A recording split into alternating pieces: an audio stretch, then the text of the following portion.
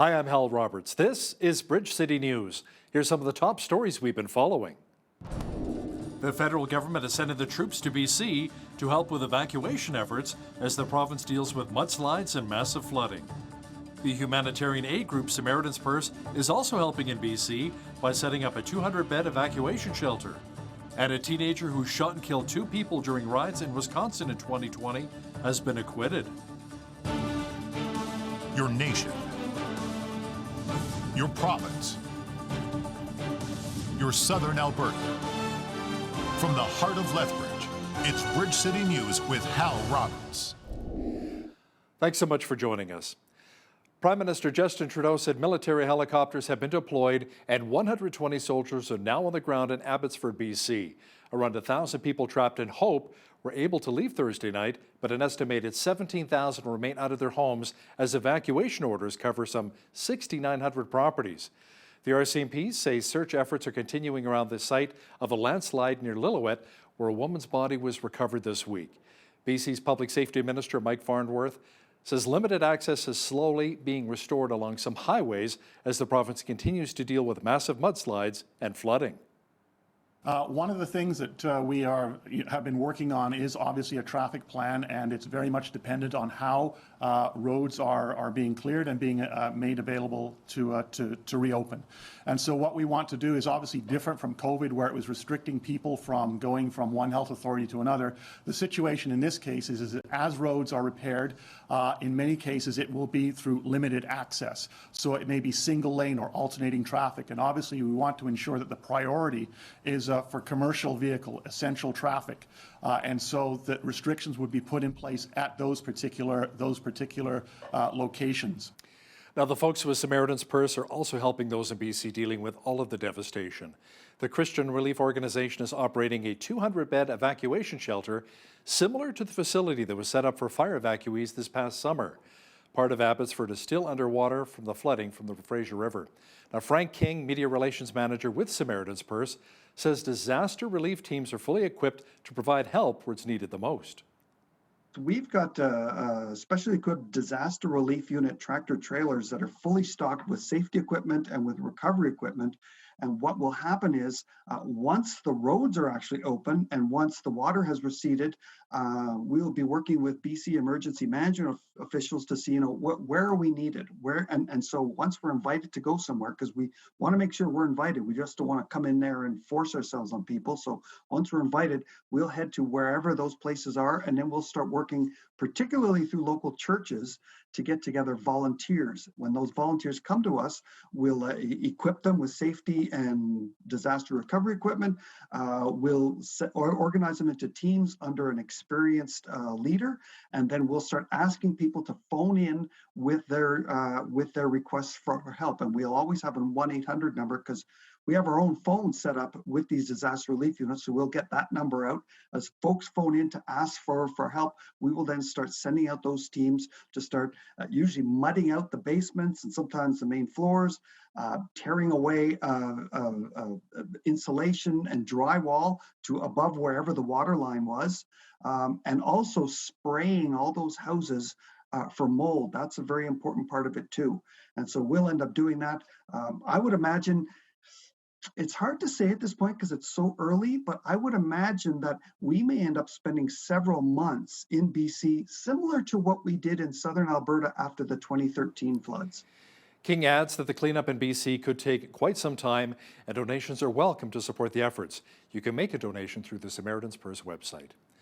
Federal officials say the approval of the first vaccine for 5 to 11-year-olds means a return to indoor birthday parties, and sitting in school without a mask could be just around the corner.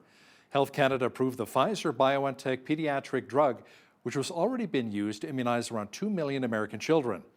The chief medical advisor with Health Canada discussed the side effects of the vaccine in young kids. The main adverse events reported were similar to those in adolescents and young adults, but were less frequent, except for redness and swelling at the injection site, which were slightly higher. Other adverse events reported included fatigue and headache. Most reactions were mild to moderate in severity and resolved quickly on their own. Among the 3,100 vaccine recipients, there were 4 reports of serious adverse events that were ultimately determined to be unrelated to vaccination. There were no reports of myocarditis, pericarditis. Pfizer says it is shipping 2.9 million child-sized doses. That's enough for a first dose for every Canadian child between the ages of 5 and 11. By the end of the month, the Trudeau government will be eliminating the widely criticized rule of requiring people taking short trips to the United States to take a pricey COVID-19 test in order to return home. The rule change affects travelers taking trips of 72 hours or less to the United States. The Public Health Agency of Canada also says that by the end of the month, travelers who receive the Sinopharm, Sinovac, or Covaxin vaccines will be considered fully vaccinated for travel purposes. Well, it's time to have a look at the results of our poll question with Bridge City News. We asked you if you're planning on getting a QR code to show that you're fully vaccinated and to get into businesses participating in Alberta's Vaccine Passport program. We received an overwhelming response with close to 4,000 votes, and just over 75% of you said no, you're not getting the QR code to show that you were double vaccinated. Be sure to log on to our website again on Monday for our newest poll question, which asks if fully vaccinated individuals should be forced to wear a mask. Log on to our website, bridgecitynews.ca, and let us know your thoughts. Prime Minister Justin Trudeau says he hasn't had much luck with U.S. President Joe Biden on his willingness to budge on his controversial U.S. tax credit proposal for electric vehicles. If passed, the proposal would hurt the Canadian auto industry since it heavily favors American-made cars built with U.S. union labor. We've been highlighting our concern around the proposed electric vehicle credit for electric vehicles uniquely made in the United States and the impact it would have on Canadian jobs and the Canadian auto industry at a time where we are investing significantly in the kinds of zero-emission vehicles that the world is going to need in the coming years. I highlighted over the course of these past 2 days in many different conversations Canada's real concerns about the impact it would have not just on the industry in Canada, but on the integrated industry and workers on both sides of the border. And we're going to continue to do the work necessary to not just highlight our position, but find solutions.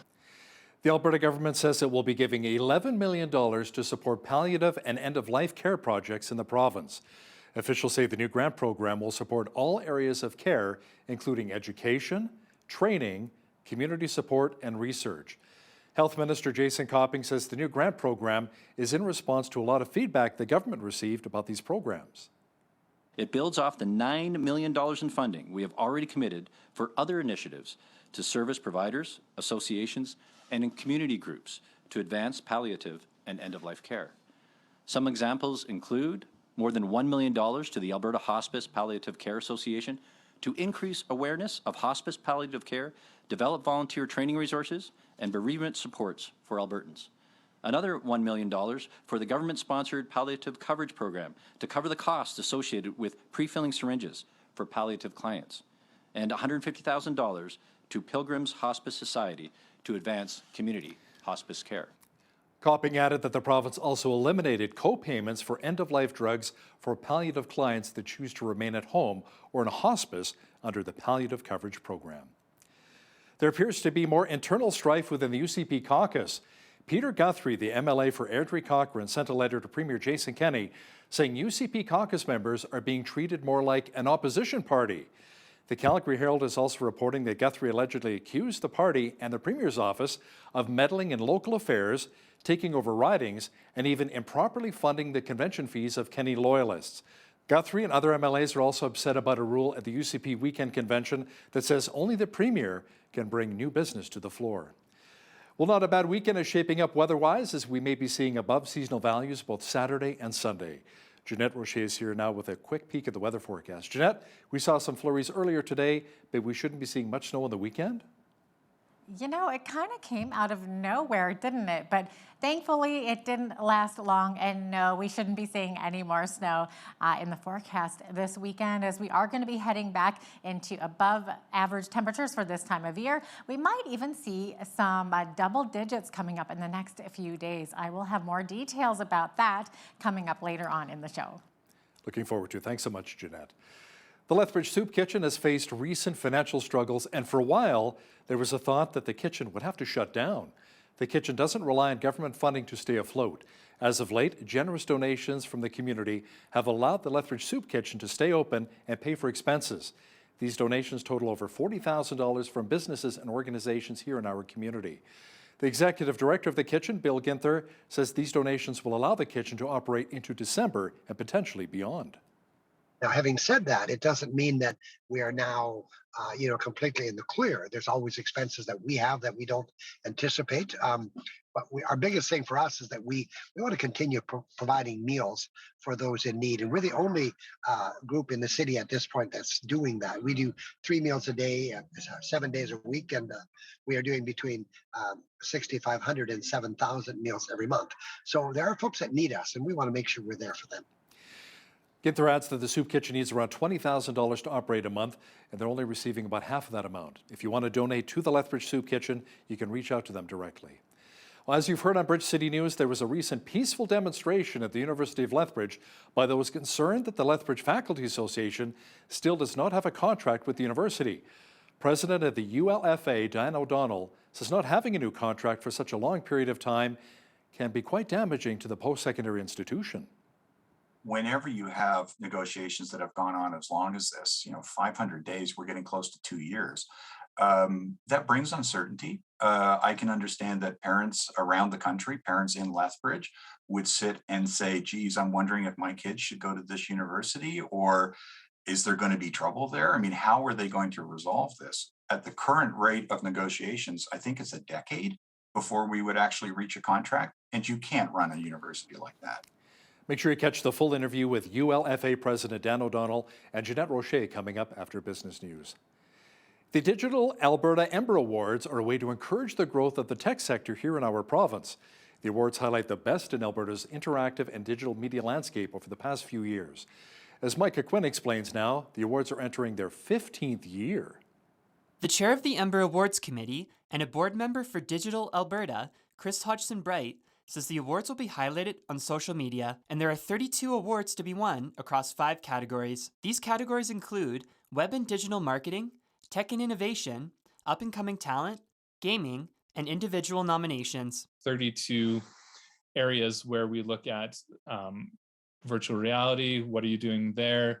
What are the companies like? We're looking for the best marketing, advertising, the best podcasts. Hodgson-Bright says these awards are also a good opportunity to showcase what is being done to help out minority groups. So we're looking at equity, diversity, inclusion, and making sure that we have some categories that represent. So we have Best Indigenous Storyteller Award, and we have different categories, Women in Innovation. And so we look at all these different areas about how we can celebrate, again, all these great things going on. And we look forward to seeing all these submissions. Interested participants can submit work from 2020 or 2021, and a huge part of the mandate for Digital Alberta is to encourage policy discussions and change. We want to be competing, and we think we do, with the best companies that are creating content in Montreal, Vancouver, Toronto, some of these major urban centers.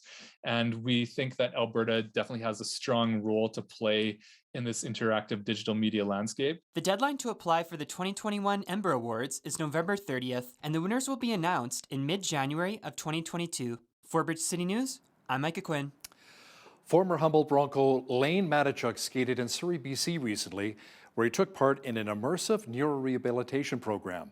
Matichuk suffered a serious brain injury in the 2018 bus crash that killed 16 people. The PONS device is an amazing neurotechnology breakthrough that our clinic has been responsible for doing a lot of the science to show that what's great about it is it's not a drug, it's not a surgery, it's completely non-invasive, and yet it unleashes your brain's potential to recover itself when you combine it with a very focused and intensive rehabilitation. So how the PONS works is we place basically a stimulating plate on your tongue, and that actually stimulates your brain through hidden paths to your brain. Your tongue has nerves that go to the center of your brain, and that allows us actually to activate all sorts of neural circuits, combine that with rehabilitation, and recover lost abilities. It feels like a buzz, kind of, as humble that buzzes. I feel like I'm getting back to how I used to be playing hockey. I'm hoping I can play hockey, I can walk better, I can talk better, I can drive and see my friends. Lane is incredible. He is an inspiration in people who have survived from brain injury. But as we were talking about, what's great about Lane is he'll inspire countless people. Just imagine young people coming up in hockey, families who worry about these sorts of things with concussion and brain injury. Lane, his example is going to inspire so many people. He's quite an inspiration. An 18-year-old man who shot and killed 2 men and wounded a third has been acquitted on all charges of homicide, attempted homicide, and reckless endangerment. Kyle Rittenhouse fell to the floor and then hugged one of his lawyers as the verdict was read out in a court in Wisconsin. Members of the jury, are these your unanimous verdicts? Is there anyone who does not agree with the verdicts as read? Would you wish the jury polled? No. Okay.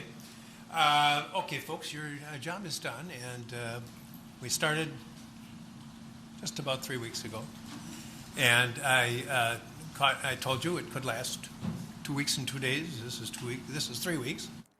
Rittenhouse pleaded self-defense in the shootings, which took place in August of 2020. He was 17 when he went from his home in Illinois to Kenosha with an illegally purchased semi-automatic rifle after businesses in the city were ransacked and burned over the shooting of a black man by a white police officer. As many regions across North America try to alleviate a straining supply chain, one primary need is for more trained truck drivers. Promises of high pay and instant job offers have caused a surge in students at local truck driving academies.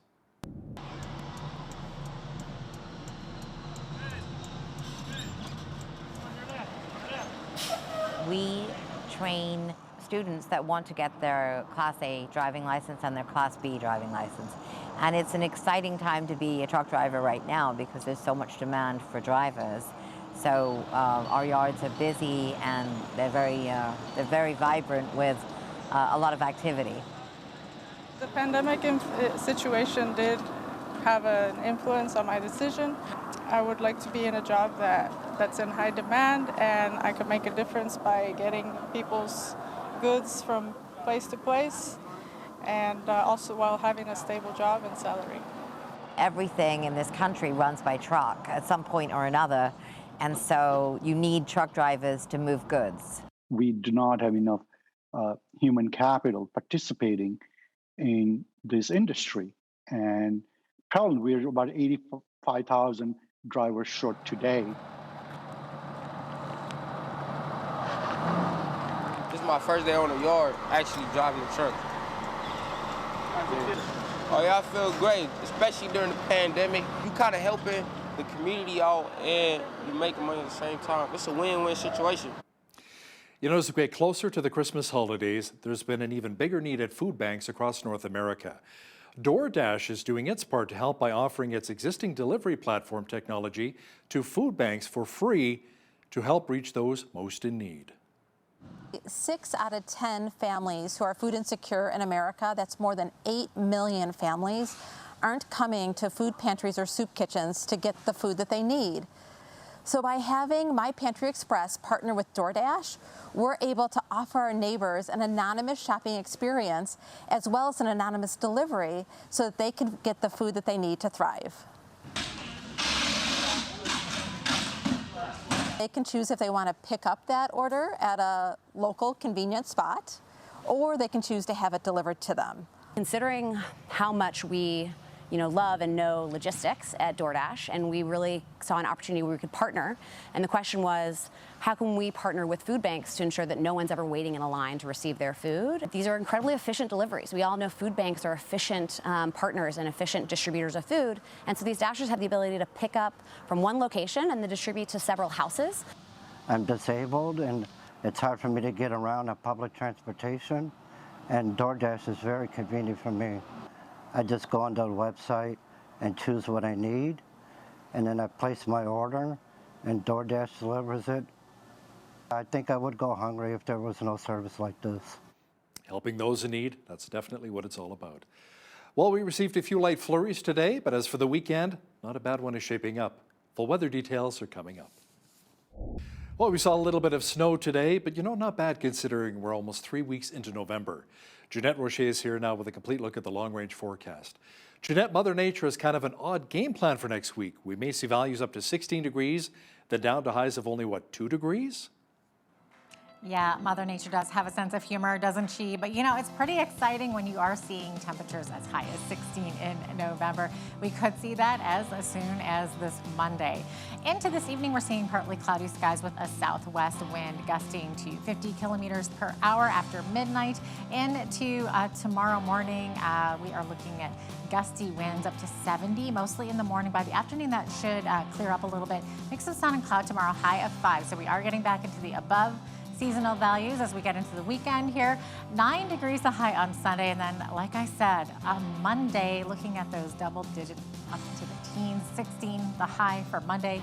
Tuesday down to 3 degrees, and then down to 2 on Wednesday. There's Mother Nature playing a trick on us. And then back up to 11 degrees for next Thursday. So we are a little bit all over the place. But you know, it's November.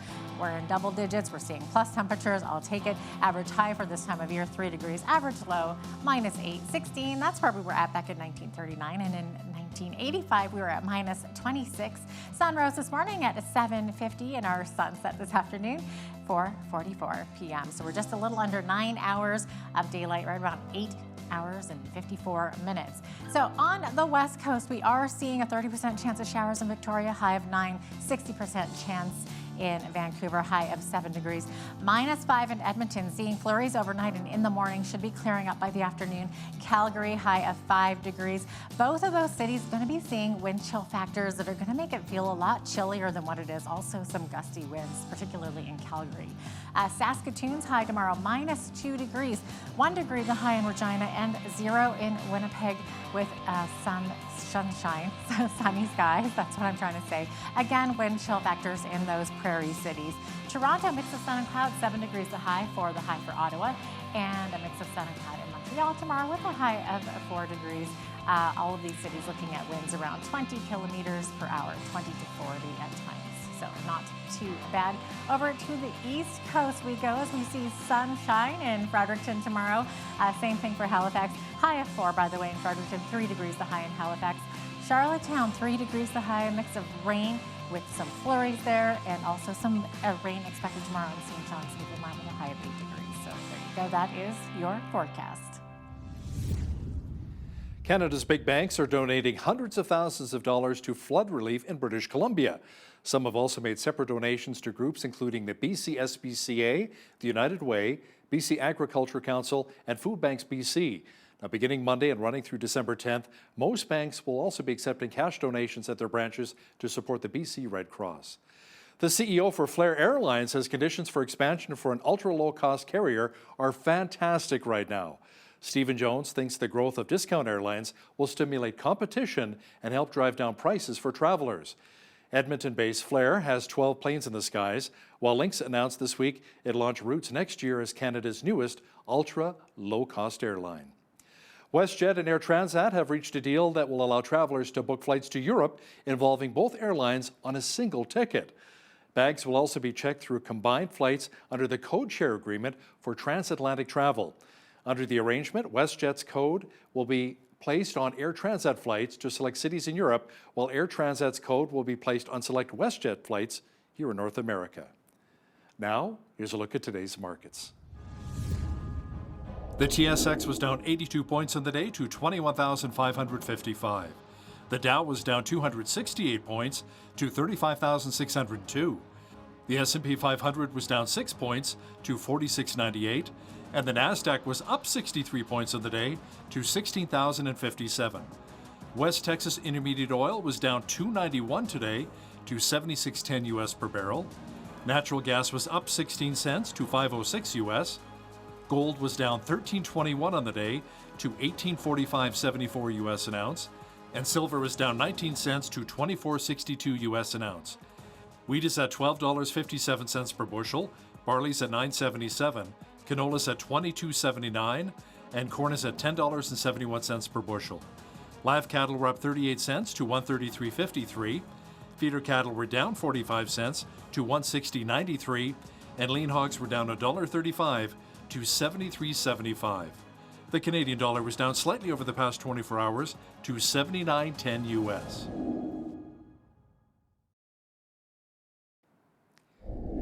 Recapping one of our top stories, Military members and equipment are arriving in British Columbia as Ottawa is sending more aid to areas hit hard by this week's massive flooding. Soldiers are building a levee to hold back surging river water that continues to threaten areas of Abbotsford. Troops have also helped to evacuate around 1,000 people in Hope. Government officials say limited access is slowly returning to some highways, which are being restored. The University of Lethbridge may have a tough time attracting new students and researchers. That's according to Dan O'Donnell, president of the Lethbridge Faculty Association, who says his group has gone around 500 days without a new contract, and that's having a negative effect on the university. He shares details with BCN's Jeanette Rocher in just a moment. The University of Lethbridge Faculty Association hosted a peaceful rally this past Wednesday to inform the community about cuts to post-secondary education and other issues currently under negotiation. Dan O'Donnell, president of ULFA, joins me now. Dan, thank you so much for being on today. We really appreciate it. Thanks for having me. Absolutely. So first off, what types of other issues are under negotiation? What exactly is your grievance? Well, there's a number of issues under negotiation. I would say that the biggest issue that the rally is really about is the slow pace of movement on all of the issues. This time, last round of negotiations, which went quite slowly, we settled our agreement. This time, we're 500 days past the end of the collective agreement, and we've reached agreement on less than a half dozen articles. And even more important, very many of the articles that we have discussed have only been passed once, maybe twice across the table. And we've been finding it hard to get meeting times with the administration. We've been finding it hard to get meaningful movement on the things that they're presenting. So I would say the initial problem is simple lack of movement at the table. You can't have a successful contract negotiation if you're not prepared to meet, and then you can't finish the negotiations if you're not prepared to take water with your wine occasionally. Mm-hmm. The specific issues that are causing trouble right now are we're being asked for a -4 retroactive pay cut for money we've already paid taxes on. We're also looking at a number of changes in the way that governance works in the university, including, for instance, the way grievances are handled, shortening the period of time when somebody can point out that something improper has happened. Changes to academic freedom, which can be difficult for people not in the university world to understand, but basically the idea is to subordinate academic freedom to the business interests of the university, which sounds like it makes a lot of sense, except then you end up with a situation like we just had in Florida, where the university can say, well, we don't want to alienate the provincial government, so even though what you have to say and you're an expert in this area is important, we'd rather you just didn't say anything. And that's not why the citizens of Lethbridge fought to have a university in a city this size. Yeah, true. Now, Dan, I know that you're an association working on behalf of faculty members. Who is your union, by the way? Are you currently under AUPE? No, we are the union. So the University of Lethbridge Faculty Association was turned into a union as a result of a Supreme Court decision going back about 2012, I think. Okay, excellent. Thank you for clearing that up for me. I know a lot of the staff at the U of L are the AUPE, but I was a little bit curious about the faculty members because I didn't think that you fell under that category. So that's great to have that clarification. No, we don't. We're our own union. Yeah, and so who exactly are you negotiating with? Is it the university itself? Is it the province? Well, that's actually an interesting question. The short answer is we should be negotiating with the university. We should be negotiating with the Board of Governors of the University of Lethbridge, and the Board of Governors of the University of Lethbridge should be looking out for the best interests of the faculty, of the students, and frankly, of the city of Lethbridge. In actual practice, we seem to be negotiating with the government of Alberta via the Board of Governors. We are told whenever we're asked that the money that is being offered, there is no choice. It's being set by the provincial government. We're told that the provincial government wants to see the university restructured. We're told that the provincial government has all sorts of plans for how the university that Lethbridge has needs to be reorganized. And unfortunately, I think that's contributing to this lack of movement and this uncertainty, because if you don't feel, if you're a member of the Board of Governors or if you're a member of the administration and you don't feel that you actually run the university, then I can see that it is difficult to make the kind of compromises that are necessary to keep the university as good as it is. So what type of impact is this having on staff and students at the U of L? Well, I think it's horrible. It's horrible for the employees. It's horrible for the students. Whenever you have negotiations that have gone on as long as this, 500 days, we're getting close to 2 years. That brings uncertainty. I can understand that parents around the country, parents in Lethbridge, would sit and say, geez, I'm wondering if my kids should go to this university, or is there going to be trouble there? I mean, how are they going to resolve this? At the current rate of negotiations, I think it's a decade before we would actually reach a contract, and you can't run a university like that. So this is inevitably going to have impact on the students. University of Lethbridge faculty members also, over time, have lost ground compared to other universities in our class, to the point that we're now paid 10 to 15% lower than the comparator universities that we all agree are our comparators. And the trouble with that is, again, the best educational experience depends on having professors who are the best in their fields in the world and who are not looking for other work, are not struggling to find the time to do their research, not struggling to find the time to participate in professional panels. And ultimately, that does impact the quality of the education in a university that the citizens of Lethbridge marched in order to have established, because we knew it was good for our kids to have this university here. Now, I had read previously that one of your grievances is workload inequities. Do you want to talk about that a little bit? Well, there's been some very strange things going on in terms of how the university is determining workload. People have recently been given extra classes and then told that there has been no change to their workload. So we have instructors who've gone from 7 classes to 8 classes. And then when they say, well, that's one more class than I've had before, that's a fairly large increase in my workload, isn't it?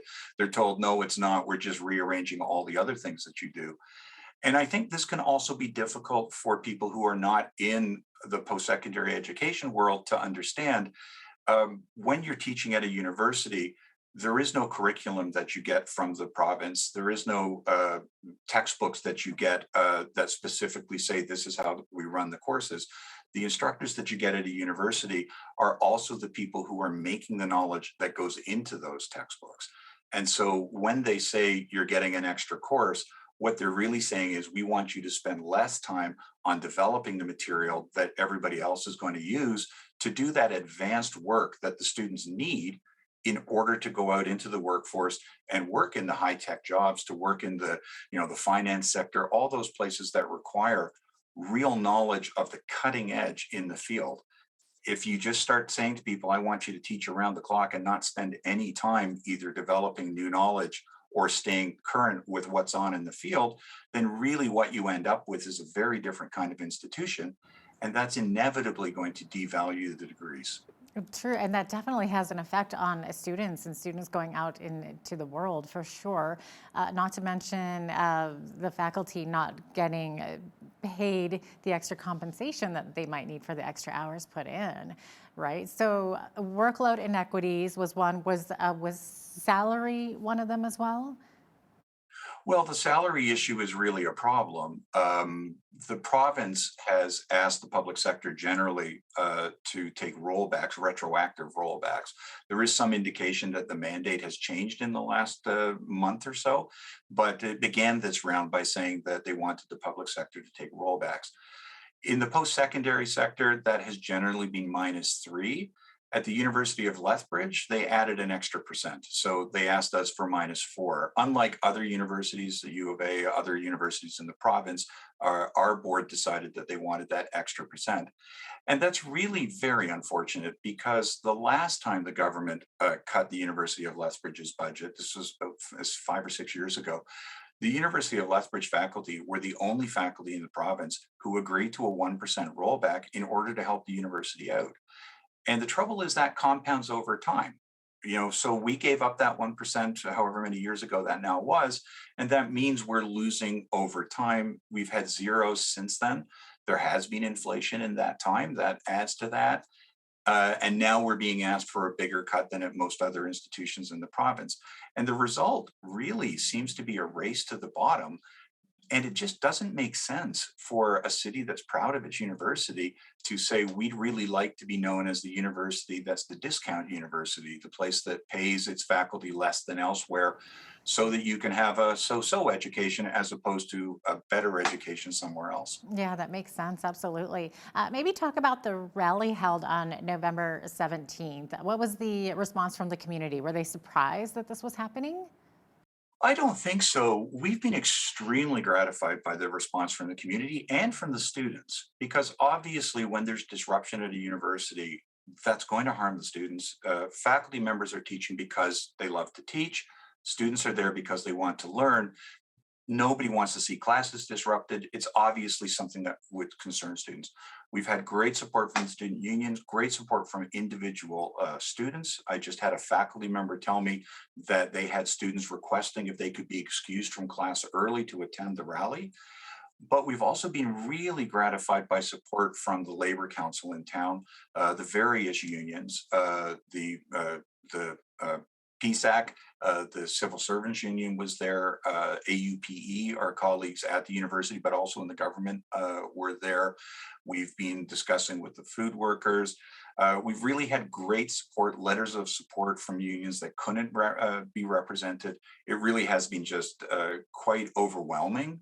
I think partially because often we think we're in the Ivy Tower, even though we're your neighbors. But it's really nice to have our neighbors say, you are indeed our neighbors and we're here to support you. So it really has been fantastic. That's amazing. Now, Dan, maybe talk about your hashtag worth fighting for, your slogan. Great. We have two hashtags. One of them is Our University and the other is Worth Fighting For. And we're using those for really two reasons. The first is the University of Lethbridge is unique in that it is absolutely the product of its citizens. The citizens of Lethbridge marched in the late 60s to get this university established in the face of resistance from the province. And they wanted that because they knew it was going to be a driver of economic activity. It was a way of keeping our children in the area. Just all around good for our businesses. It's how businesses get technology. And I think over the years, the university has really lived up to that. So we feel that of all the universities in the country, the University of Lethbridge can truly say, for the people of Lethbridge, this is our university. On top of that, you can't have a university if you're not prepared to fight for it. We see the pressures from Edmonton. They want to cut back. They want to pull programs. They want to make the university smaller. They want to change its focus. And frankly, they want to reduce quality. One of the provincial goals is to reduce the quality of Alberta institutions to those of BC and Ontario, as that's what they say they would like to do. And we feel that the only way of preserving the work that our citizens have put into this university is to fight for it. And we think it's worth fighting for. And we also feel that the board has really not been doing that work. We're often told that we have to be afraid of the provincial government, that if we stand up to the provincial government's demands, then we'll be penalized by them. But we really feel that this is the job of everybody, of the board, of the administration, of the students, and of the faculty. And we're really quite disappointed right now that it seems to be only the faculty, the staff from AUPE particularly, and the students who are carrying that fight. And so we're really trying to encourage the board and the members of the administration to stand up for this university that we've built. Excellent. Well, Dan, thank you so much for educating our viewers about what all is going on there. Anything else you want to add at all? No, I thank you for your interest. As with the citizens of Lethbridge, we've really been very, very pleased by the amount of support that we've had. And if people have any questions or comments or suggestions, they're welcome to contact the ULFA office, and we'd love to hear from you. Dan O'Donnell, President of the University of Lethbridge Faculty Association, thank you so much for joining me today. Thanks very much. Many would like to see revival take place in our Canadian cities and towns, but what would it take to see this actually happen? It doesn't just happen all by itself. Well, joining me to discuss this is Dr. Daniel Zapula. He is the pastor of Mid-City Church in Lethbridge and the founder of Bridges of Hope Ministry, which is a humanitarian organization that empowers those in need around the globe. Quite a worthy cause, I would say. Welcome to Bridge City News, Dr. Zapula. It's great to have you back on again. Well, thank you. It's good to be back and to join you in this conversation. Awesome. So what do you think it would take to see a city transformed? Some people say it can't be done without an ongoing prayer movement that prepares the way. So what are your thoughts on this? Well, I think it begins with a city. Notice the sense of a city church. It begins with a community, a neighborhood of people that gathers together. You know, revival doesn't happen until people begin realizing that they are a community in the first place. And if you were to think about the early church and some of the things that took place, is that when people were gathered in one accord and that they were together. You see, I mean, God had decided that revival will never manifest outside of our connection. You see, it's when we are connected with God and connected to one another. It's in that connection, in those connections, that we see the incredible manifestation of God's grace. That's amazing. So any idea as to where Lethbridge is at when it comes to this connection or to prayer, so to speak? Yes, and I think it's quite important that we just say that revival happened in the midst of a connection, you know, when people are recognizing themselves as one, you know, with one accord, one heart. And I said in the early church, we work together. Now, in the city of Lethbridge, I think we have we're coming through a pandemic, and something that is quite important that, at least for my generation, this is it's like equivalent to what other people experienced during the First World War or the Second World War. And there's quite a lot of things happening. And I think from my point of view, I see that as a city, we have gone through a lot of like a division. You know, people are divided, people are fractured, and so community are so just divided in a sense. But from my point of view, as I look at our city, I look at the dynamic that it's going through, I think actually we are coming good together. It's like the first hit really, it just split us. And now we are coming back together as one. And I actually am saying that in the next couple of years, you're going to see some incredible move happening in this city, at least from my standpoint, what I'm witnessing and the kind of activity I'm taking part of. Revival is really here at our door. This, I think, in my lifetime, at least in this city, I have never seen, and I don't think I will ever see, a greater opportunity than this moment and this time. And that's why I said yes to taking part in this conversation. Oh, that's amazing. So where do you think that we're headed over the next, so basically you think that we're in better shape now than we were before, like say 10 years ago in that aspect? Well, yes, because I think so, because this experience of going through this pandemic brought us together.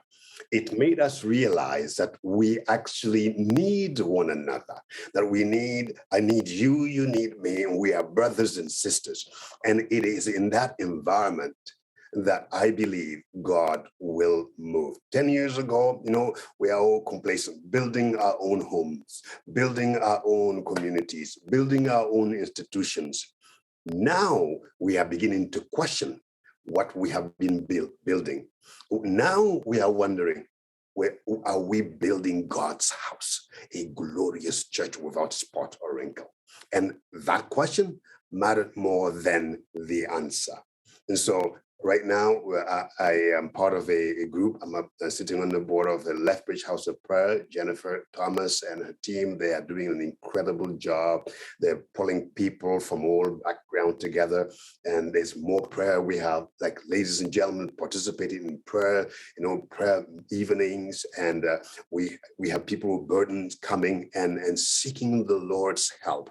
And it's more and more people are realizing that the answer is not in our technologies, it's not in our science, it's not in our abilities or disabilities, that the answer is actually in the Lord visiting a church and a community. And that's what revival really is. It's not the community trying to make something happen.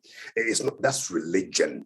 You know, revival is about God touching and coming upon a community. People who otherwise would have felt that they are nothing, I'm nobody. And God's presence upon them, redefining them and rewriting the mandate of their lives and telling them, you are a somebody because I have touched you. I have ministered to you. And I am just so excited. And I'm anticipating a visitation of God, His power and His Holy Spirit in our lives, like in ways we have never seen before. You know, here's what I'm seeing. I'm seeing more people give their lives to the Lord. I'm seeing more people joining and gathering together in homes. You know, that's really, really good. It's no longer about institutions. This is about people who genuinely just want to connect with one another. You know, when I want to connect, I want to be with you, you want to be with me, and in the presence of 2 and 3, guess what? There is something powerful. When 2 or 3 are gathered, He said, I am there. And that is what is exciting me in this city. Yeah, it's really cool that you say that, because we're talking about pandemic, and pandemic it's caused so much division, like you said, but then you're also saying that this was a time that you're seeing a revival like no time before. So it's almost like in dark times, that's when God's Spirit really shows up. So where do you think things will go in the next decade, though? Do you see it going up again, or is it kind of a it goes up and down in waves? That's such a great question. You know what? When I look at where we are now, I say if you are a reader of history, you go back to the 3rd century. You know, what we are witnessing, what we are going through is exactly the same things that they have been through. That this was a century before the creation of the Apostle Creed. You see, it is really moments like the 3rd century set the church up to define itself. And I just believe that this decade is a decade of redefinition, of us reaffirming who we truly are. And not only that, it's a decade for us to see God do so much in our life, because we have done too much for God. And I think we now want to see God do for us. You know, sometimes we are so obsessed and drunk with that and delirious with that desire. I got to do more for God. I got to do this for God. And so much that we forgot about experiencing God, who is there with us, walking with us. And God is saying, see what you can do. Hey, it's not much, but look at what I can do with one person devoted. And that is what I'm seeing, that the presence of God and the way God will move in the life of people. It's not the end of the church. In fact, the church is like, it's a glorious church without spot or wrinkle. It's not what you can see. The church is bigger, it's growing, and that's what I'm so excited about. I'm telling you, this decade, you're going to see the unveiling of God's plan for this city, this nation. You know, people said to me, this, like, we are, like, what happened? We are losing our liberty. I'm telling you the truth. God's prophetic destiny over our nation, over our people, over the church, the nation called church, God's prophetic destiny is manifesting. The kingdom of God is advancing. And that's the mystery of it. And I am so excited. I'm glad I'm alive, you know, to witness this. And I hope that your listeners really can also feel the sense of excitement in the air. I'm just a bushman in this place, and I can see it. I can see it. And I pray, my prayer for people is that you awaken to that reality. Mm-hmm. Now, you'd mentioned the church and what it's becoming. So, I mean, right now it seems like the church typically is no longer that main hub that people go to get their needs met or to go to for fellowship. We're particularly seeing this in some Canadian cities. But do you think that there's an expectation that the government is there to supply our needs, especially during, like we were talking about, the pandemic, during these kind of heavy times? What do you think about that? Wow, that's a very, very incredible question. Thank you for asking that. The sense that, yes, there is a thought that the church was the hub. But actually, before the pandemic, the church was not the hub. And I think here the thing is we are mistaken sometimes to think that the church or our church is the center of activity. I'm telling you, the city is moving on. Like the church of God, the church has moved in the street. It's just the time for the institution to catch up to where church is going. In the street, in the highways and the byway, in mission fields, in and around the world in our neighborhood. You see, because God is in the neighborhood. God is knocking at the heart of people. Church, like, is where 2 or 3 are gathered. It's in your family. It's in your home. It's in your heart. It is, I'm a sanctuary. I'm a sanctuary. That's where God, a tabernacle, a place where God lives in me. So I think for us, for many of us, it's just a cultural change. We just need to have that change. Around the world, in China, in the places where revival is breaking, they don't have any like big building where they go and gather.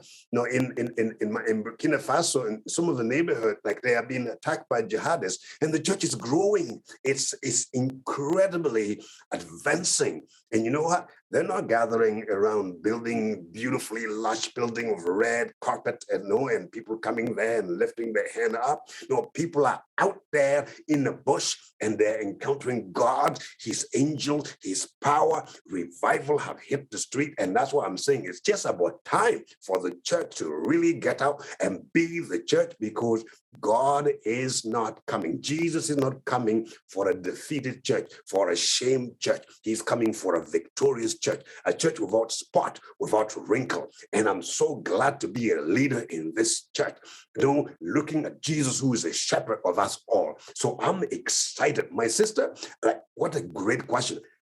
Right now, temporarily, for our physical need, it seemed like, wow, we need the government to hold our hand.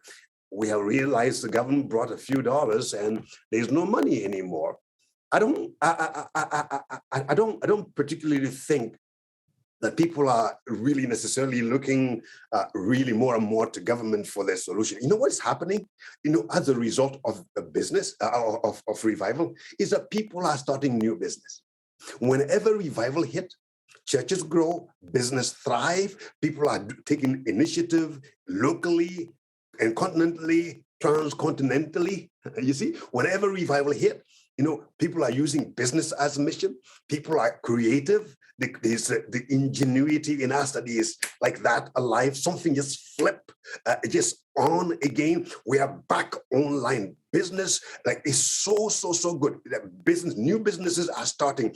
People are creating new things. And that's what I'm telling you. If the listener can pay attention to what's going on, the government will not save us. It's that anybody who believes the solution is in government is deceived, and you need a wake-up call, and you need to come, I was going to say you need to go to church. No, or you need to come to Jesus. But the truth of the matter is that the solution is not in government. Ask the government, they will tell you the solution is not in government. The solution is each one of us waking up and being the church and becoming the church and living that. Like right now, I'm living by faith. I'm trusting the Lord for provision, for miraculous provision. I'm trusting God for a visitation. Marriages are breaking down. I know that. But you know what? It's just, I believe that the power of the Holy Spirit will visit us. This time, marriage didn't break down because of a pandemic. We were broken down before. Now the pandemic just made us realize what we had. It came to the surface, and now we can see it. Now, I wrote a book on marriage because I truly believe God will restore marriages and families. Churches are being rebuilt, communities rebuilt, leadership is getting in place. Oh, my sister, you getting me excited. Don't get me preaching. I was just going to say, I can see that the revival is building up in you. You're on fire. Your energy is contagious, Daniel. Thank you so much for being with us today. We're almost out of time, but we appreciate it. Well, you're welcome. Thank you so much for this moment, and we'll see you again. Dr. Daniel Zopula is the pastor of Mitz City Church in Lethbridge. I'm Jeanette Roche on behalf of all of us here at Bridge City News. Thanks for watching.